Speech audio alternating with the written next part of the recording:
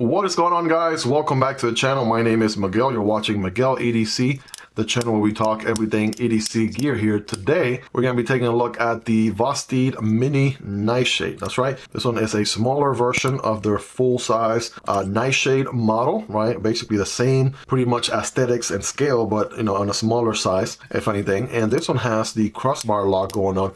Lots of goodies on this one. Super fidgety.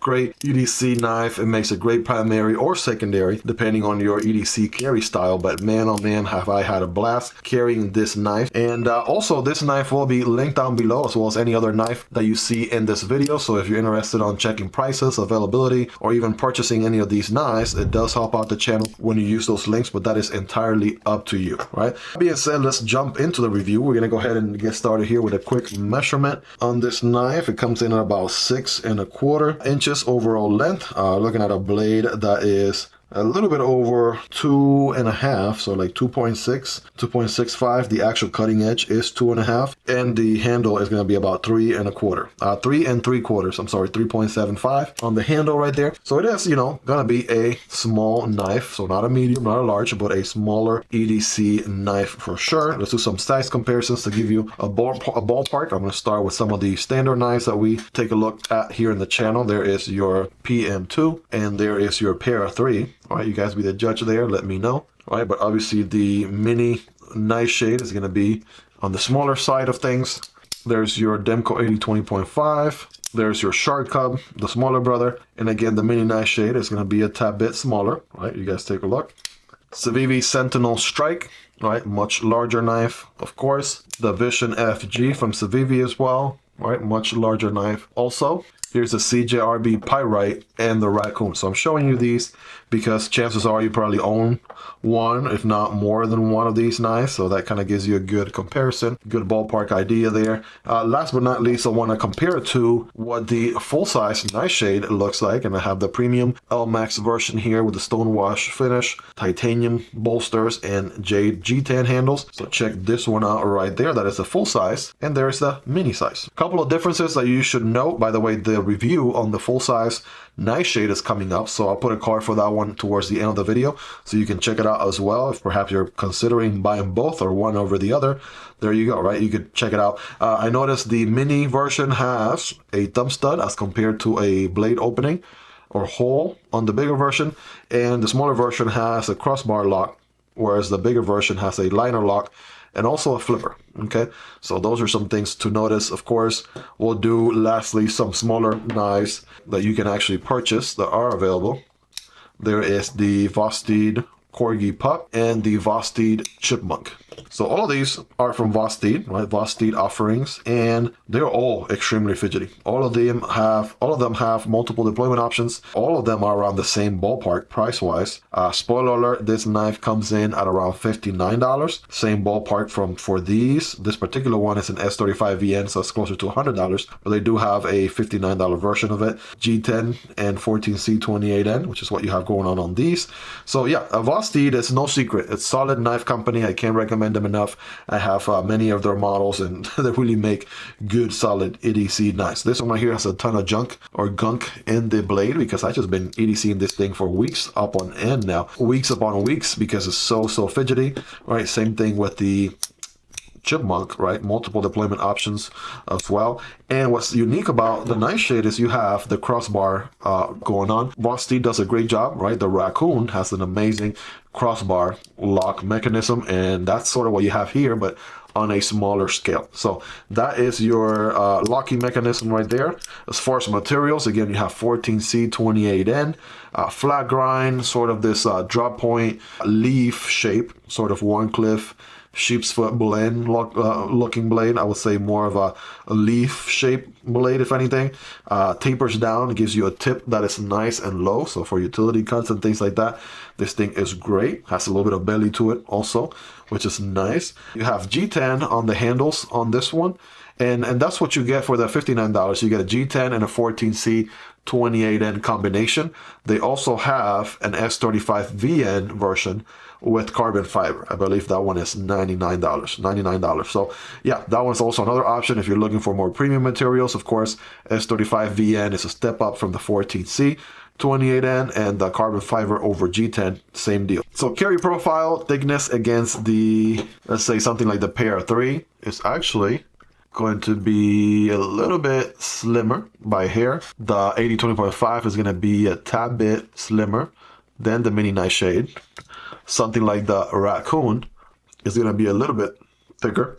And last but not least, here's the Corgi Pup. The Corgi Pup is going to be a tad bit thicker as well. You have recessed liners. As a matter of fact, the liners on this one are sort of like a cartridge liner going on, so they don't go the whole extent of the handle, right? So it's mostly a solid G10 scale on this one with a cartridge liner up until this section. That's why this screw is needed right there, about the halfway point of the handle, because the cartridge liner is just mainly this section right here where the crossbar lock mechanism lives. So you have that going. Length and height in the pocket, right? Obviously it's going to be a little bit tall, right, about this hump area right here for the blade, but honestly it's not anything crazy. Like, let's say a Spyderco Para 3 is going to stick out the pocket just a tad bit more. As you can see, something like the Demko AD 20.5, same deal, is going to stick out just a bit more. So compared to something like, let's say, the Corgi Pup, obviously it's going to be, right, not as streamlined, right? The Chipmunk, take a look. So, you know, small size, honestly, it's a little bit taller, but nothing too crazy, right? And if you're looking for something extremely narrow, right, more streamlined, then you got the Corgi Pup and Chipmunk to consider as well. So yeah, very, very interesting, very packable, right? Very lightweight. Overall, let's actually get a quick weight check on this guy. Again, no milling. You got that cartridge liner going on in here, which again reduces the amount of stainless steel going on there. So yeah, without further ado, let's weigh this guy. And again, super lightweight. You barely feel this thing in the pocket. 1.8 ounces, right? Something like the Corgi Pup, which has full stainless steel liners all around, is going to be 2.8. And the Chipmunk, which has G10 and recessed liners, is going to be 2.5. Okay, so again, going back to the Mini Nightshade, this thing is ultra lightweight at 1.8 ounces. All right, so good job there. Again, if you like lighter knives, then this is going to be right up your alley. Right, if you're like me, which, you know, you enjoy a lighter knife as much as a heavier knife, then, you know, again, this will be right up your alley as well. So the action is amazing, right? Again, using the crossbar lock right here is nice and reliable. Okay, you know, you got Omega springs going on there, which should be pretty good. A lot of people, you know, have issues or I guess concern themselves with, oh, you know, it's Omega spring, so it's gonna break immediately the moment you take it out of the box. Guys, in my experience so far, and I've been in my EDC journey for almost 2 years now, I'm yet to have an Omega spring break on me. A little bit of lubrication from time to time is going to help, of course, but you know, I'm sure if one of the Omega springs broke or something, you could ask Vosteed for some extra ones. Again, you know, check with Vosteed themselves, but I'm sure they wouldn't mind making those accessible for you. But again, you know, a lot of people, again, really worry about Omega springs breaking, but you know, that it really takes a long time where a lot of use and abuse for that to happen. So my experience has been fine. Again, it really allows for manipulating the blade very, very well. So it's also a very ambidextrous friendly deployment method, right? I can use it with my lefty hand right here. As you can see, I'm not the most lefty hand trained, but I'm making it happen, right, with the crossbar lock. So there you go. It also complemented the fact that it's ambidextrous by the fact that it has a decently deep pocket carry clip. About maybe only that tip is going to be showing out of your pocket.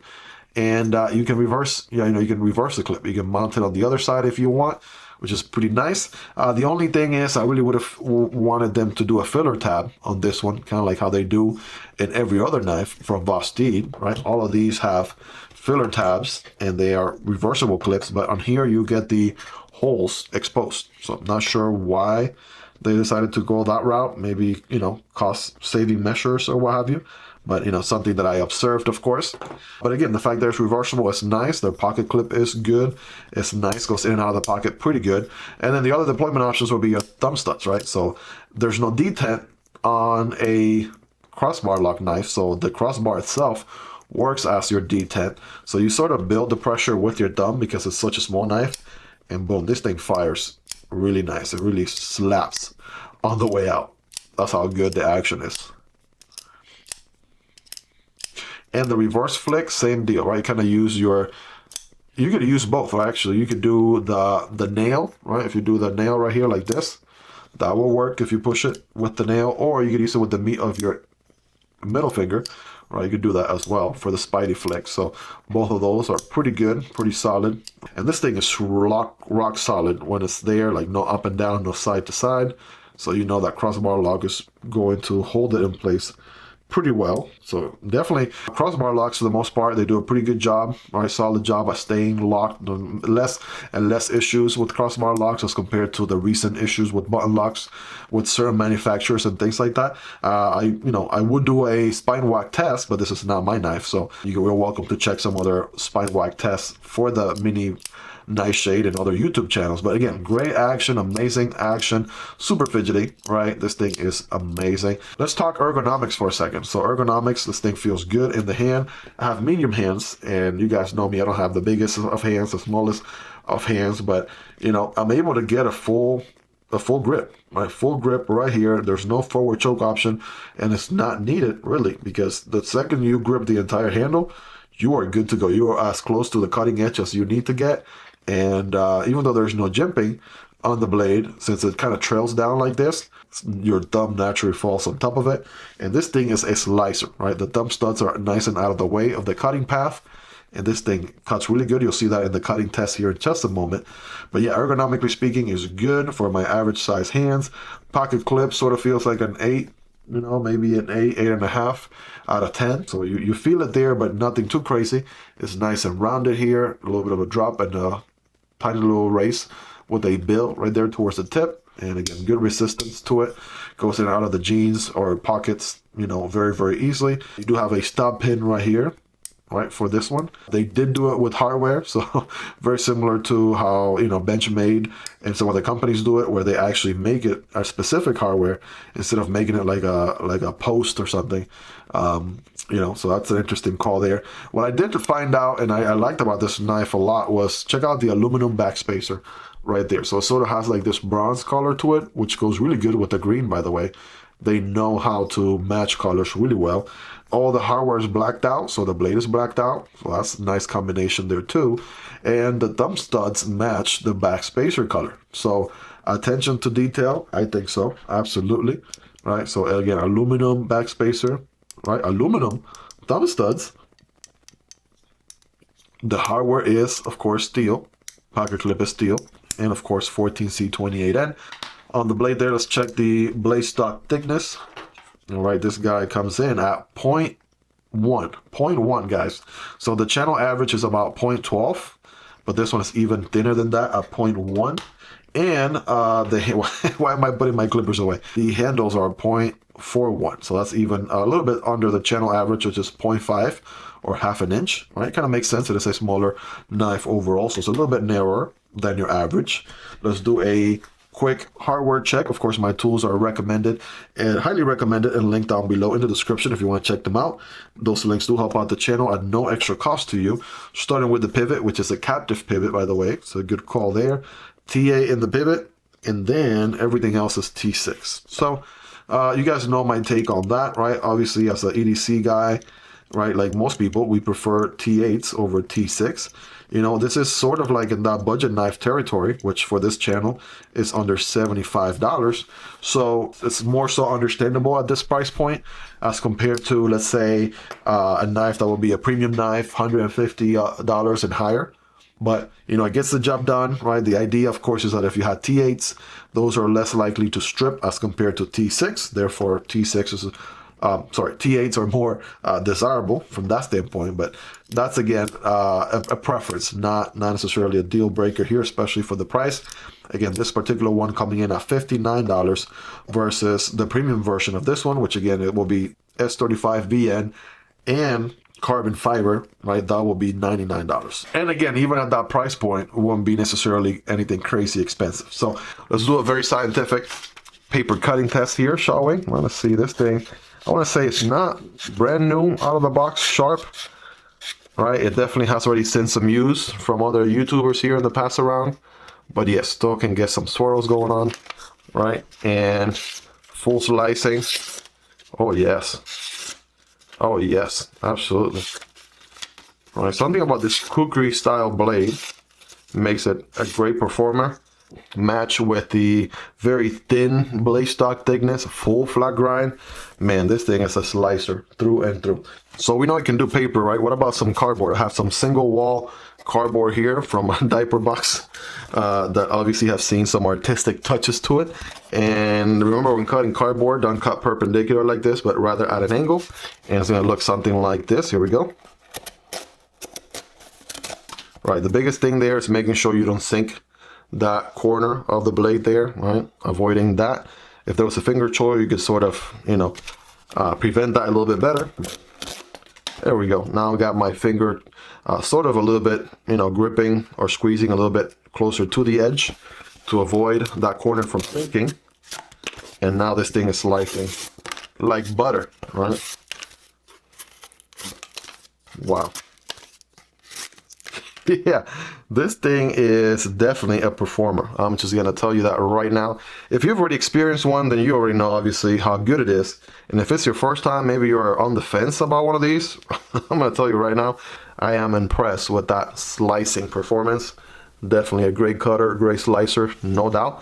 Yeah, things about this knife, for the most part, you know, you want to keep in mind the T6, which is a small nitpick. Again, it's a budget knife, so, you know, you're really asking for a lot by wanting T8 instead, but it is preferable.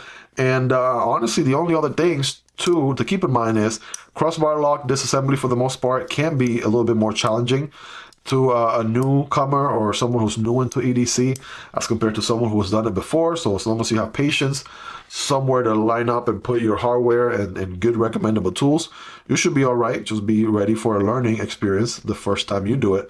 Other than that, you know, it's pretty okay. And then there's a whole, you know, general Omega Spring blanket statement, which again, most people complain that they break over time and things like that. But truthfully, you know, they do last a pretty long time. You could keep them lubricated from time to time to add more to the life. And also, you know, you could get an extra pair for like pretty much almost for free, or, you know, at a very small cost, I'm sure, from Vosteed themselves. So definitely not a deal breaker there either. Those are the only things that I can think of being nitpicky or what have you, because everything else for the knife is really, really good. Almost forgot to mention your lanyard hole right there for my 3 to 4 lanyard people out there. And other than that, again, the fit and finish is nice. G10 is very nicely milled around the edges, good contouring going on. They did make the exposed liners and the cartridge liners this area right here with some jimping, so you could also do your thumb here as well. Truthfully, most of the times you're using this knife, instead of gripping it like this, you're more so going to be doing some utility cuts, right? Cutting some tape, opening up a box, right? Using that tip and doing the pinch grip. For the most part, that's what I found myself doing the most. I noticed that with this black coat, fingerprints don't stay on the blade as much as compared to the satin finish. I'm personally more of a satin finish individual myself, but you know, there's that perk of the black blade not leaving fingerprints behind, which is also a good thing. So I'm kind of divided there on you know, which one I would prefer. But plunge grind could have been maybe a little bit further back.